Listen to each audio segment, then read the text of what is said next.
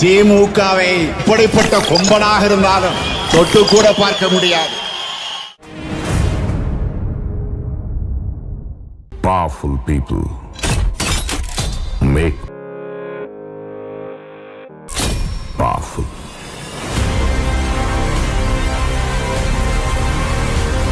நம்மோடு மூத்த பத்திரிகையாளர் திரு தமிழா பாண்டியன் அவர்கள் உள்ளார். வணக்கம் பாண்டியன் சார். வணக்கம் வணக்கம் வணக்கம் ஐயா. வணக்கம் ஐயா சாமி. வணக்கம் ஐயா. என்னங்க நீங்க உங்களை பார்த்தாலே கையெழுத்து கும்பிடும் போல இருக்கு. நீங்க என்ன பார்த்து கும்பிடுறீங்க? நல்லா இருக்கீங்களா? நல்லா இருக்கேன். மகிழ்ச்சி சார். மகிழ்ச்சி. அதாவது மதிமுக என்கிற கட்சிக்குள்ள மிகப்பெரிய சலசலப்பு. வாரிசு அரசியலை எதிர்த்து திமுகவிலிருந்து வெளியேறி புது இயக்கம் கண்டவர் வைகோ. அங்கதான் நிக்கிறான் வர்கீஸ். அவர் கட்சிக்குள்ளேயே தன்னுடைய மகனான துரை வைகோவுக்கு மிகப்பெரிய அங்கீகாரத்தை கொடுத்திருக்காரு.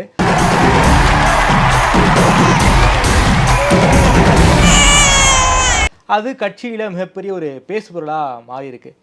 இப்படித்தான் நம்ம ஊரு பெரிய மனுஷங்களா? கட்சிக்குள்ள ஒரு சில மூத்த உறுப்பினர்கள் இதை பத்தி மிக தீவிரமாக விசாரிச்சிருக்காங்க. அது வந்து நீர்பூத்த நெருப்பாதான் மதிமுக கட்சிக்குள்ள அந்த பிரச்சனை போயிட்டு இருக்கு. என்னடா என்னமோ பேதி போற மாதிரி சொல்ற? மதிமுகவுடைய அவைத்தலைவர் துரைசாமி அவர்கள் நீங்க கட்சியை வந்து திமுகவோட இணைச்சிடலாம், தாய் கழகத்தோடு இணைச்சிடலாம் அப்படின்னு வைகோவுக்கு கடிதம் எழுதியிருக்காரு. என்னடா மார்ஜின்லாம் போடுற? வைகோ திமுக விட்டு வெளியே வந்த பிறகு ஒரு மிகப்பெரிய ஒரு இயக்கத்தை கட்டமைச்சாரு. அதாவது திமுகவில் பல முக்கியமான மாவட்ட செயலாளர்கள்லாம் வைகோ பின்னாடி போனாங்க. அப்படி செல்வாக்கின் உச்சத்தில் இருந்த வைகோ இன்னைக்கு வந்து சரிஞ்சு கீழே வந்திருக்காரு. அவருடைய கட்சி என்பது வீழ்ச்சியை நோக்கி அது எதிர்க்கட்சிகளோட சதி பயணித்துக் கொண்டிருக்கிறது. அவருடைய வளர்ச்சியையும் வீழ்ச்சியையும் ஒரு பத்திரிகையாளராக நீங்க எப்படி சார் பாக்குறீங்க? அதை பத்தி கொஞ்சம் விளக்கமா சொல்ல முடியுமா? சொல்றேன், மக்களுக்காக சொல்றேன். வைகோவை பொறுத்தவரை தனி கட்சி ஆரம்பிப்பதற்கு முன்பு, அதாவது 93க்கு முன்பு, உனக்கு பர்ற பாயிண்ட் மேல பாயிண்ட் கிடைக்குது. வைகோ என்பவர் திமுகவினுடைய அடையாளம், இளைஞர்களுடைய நீங்க கனவு நாயகன்.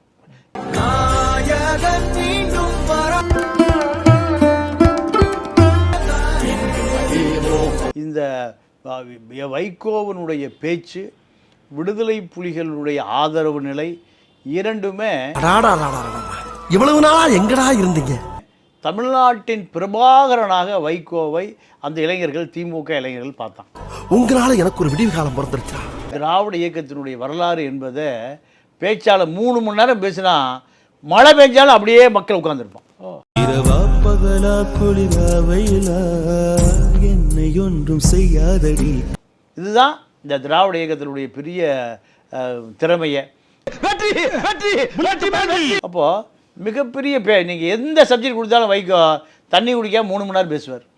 தண்ணி குடிக்காம 3 மணி நேரம் பேசுவார். எங்க தலைக்கு எவ்வளவு தில்லு பத்தியா? அதே போல நாடாளுமன்றத்தில் பேச ஆரம்பிச்சா வைகோ பேச சொன்னா மூத்த நீங்க நாடாளுமன்றவாதிகள் பூரா உட்கார்ந்து பேசி கேட்டு அதெல்லாம் என்ன வைகோ பேசுறாரு குறிப்போட போய் பேசுவார். வெங்கையா நாயுடுலாம் மூத்த எம்பி அவர்லாம் உட்கார்ந்து வைகோ பேச்சலாம் கேட்பாரு.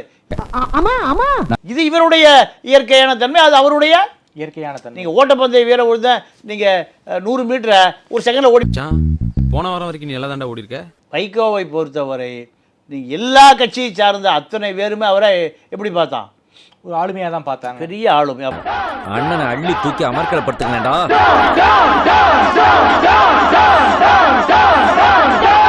அப்போ திமுகவுக்கு ஒரு சரியான தலைவர் கிடைச்சிட்டாண்டா. திமுக சரியான தலைவர். என்னாலெல்லாம் ஒரு மாப்பிள்ளை இறக்க முடியுமான்னு கேட்டியல்ல, பாரு ஷார்ப்பா ஒருத்தனை இறக்கி இருக்கிறோம். தொண்டர்கள்லாம் பேச ஆரம்பிச்சிட்டான்.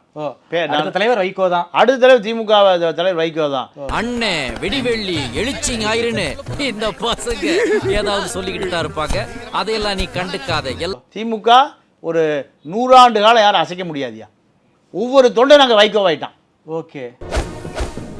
91 காலகட்டத்தில் நீங்கள் 84லேருந்து 93 வரைக்கும் சொல்லுங்க நீங்கள் அதுதான் வைகோனுடைய நிலைமை.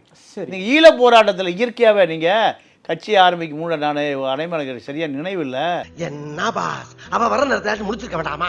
கலைவாணர் அரங்கில் ஒரு ரத்தம் கசியும் இதயத்தின் குரல், அந்த புக்கு பேர் பக்கம் பரபரப்பு வாங்கி விட்டீர்களா?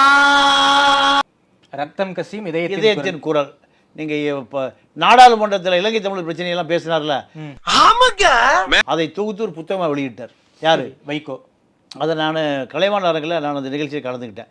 இது வந்து எனக்கு தெரிஞ்சு 85-86 வாக்கு பாத்தியில ப்ராடக்ட்ட 30 வருஷம் எக்ஸ்பீரியன்ஸ் எப்படி பிடிச்சது பாத்தியா? இருக்கும். சரி, 86 வாக்குகள் இருக்கும். எனக்கு அது இந்திய ராணுவம் போறதுக்கு முந்தி பயங்கரமான ஆளா இருக்கேடா. ஐபிக்கு 87 தான் போகுது. 87 தான் போறாங்க. அப்போ அதுக்கு முந்தி அந்த கலைவாணர்கள் அந்த நிகழ்ச்சி நான் கலந்துக்கிட்டேன். அடேங்கப்பா, நீ எங்கேயோ போயிட்ட, உன்னை பிடிக்கவே முடியாது. சரி, புருக்காமி ஜேட கூட்டம், அந்த அளவுக்கு கூட்டம் கலைவாணர் அரங்கே ரம்பி போச்சு. யாரா அவனுக்கு கடமாடி மாதிரி வருது? அப்போ அந்த அளவுக்கு ஈழத்தமிழர் பிரச்சனையில் ஈடுபாடு, நல்ல பேச்சாளர், நல்ல நாடாளுமன்றவாதி. கள்ளத்தூணி ஏறி இலங்கைக்கு போய் பிரபாகரனோடும் புலிகளோடும் நீங்கள் ஆயுதம் தாங்கிய போராட்டத்தில் இருந்துட்டு வருவது என்பது நீங்கள் யாரிடமே இல்லாத அரும் செயல். அது அசாத்திய துணிச்சல். இதில் தான் போக முடியும். தெரிஞ்சுக்கிட்டியா? முரசொலி மாறனை பொறுத்த வரைக்கும் நீங்கள் இப்போ சீட்டு விளையாடுவாராம். சீட்டு விளையாடுவதற்கு கூட ஆளை இல்லாமல் நாங்கன்னா சீட்டை கையில் தொட்டோம்னு வச்சுக்க, கட்டுல உள்ள சோக்கர் ஃபுல்லாக தானா கை வழியே ஏறி வந்து உட்காந்துக்கிறேன். உலகத்திலே ஒரே ஆள் சீட்டு விளையாடுற பழக்கம் முரசொலி மாறனுக்கு தான் இருக்கு. மச்சே கரெக்டாக கண்டுபிடிச்சிட்டேன். சீட்டு கூட ரெண்டு பேர் விளையாடுவான். முரசொலி மாறனை பொறுத்தவரை யாரு கூட அவர் பழகவே மாட்டார். அவர் முரசொலி மாறன் அறிவாலயத்தில் வர்றாருன்னா எல்லாம் பயந்து ஓடிடுவாங்க.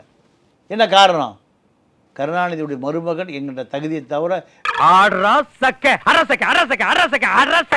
வேற எந்த தகுதியும் இல்லை. என்ன கலைஞர் மனசாட்சியாச்சே சார் அவரு. அதான் மனசாட்சியை பார்த்தா பல பேர் பயந்து ஓடிடுவான், பல கிலோமீட்டர் ஓடிடுவான்.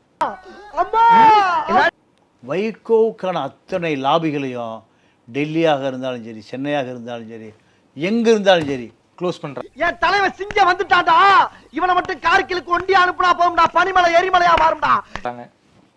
தனிமைப்படுத்தணுங்கிறது பண்ணாங்க. அப்போ ஜெயலலிதா சொல்லுது, ஒரு ஆனந்த விட ஒரு பேட்டி, ஜெயலலிதாவோட பேட்டி, என்னவா இருக்கும்? தமிழ்நாட்டு அரசியல் களம் இனிமேல் 2 பேர் தான். நான் முதலமைச்சராக இருக்கேன், அடுத்து சகோதரன் வைகோ தான் முதலமைச்சர். எஸ்பினா எஸ்பி தாயா, இவங்களை அப்பப்ப வாழை ஒட்ட நறுக்கிக்கிட்டே இருக்கணும்.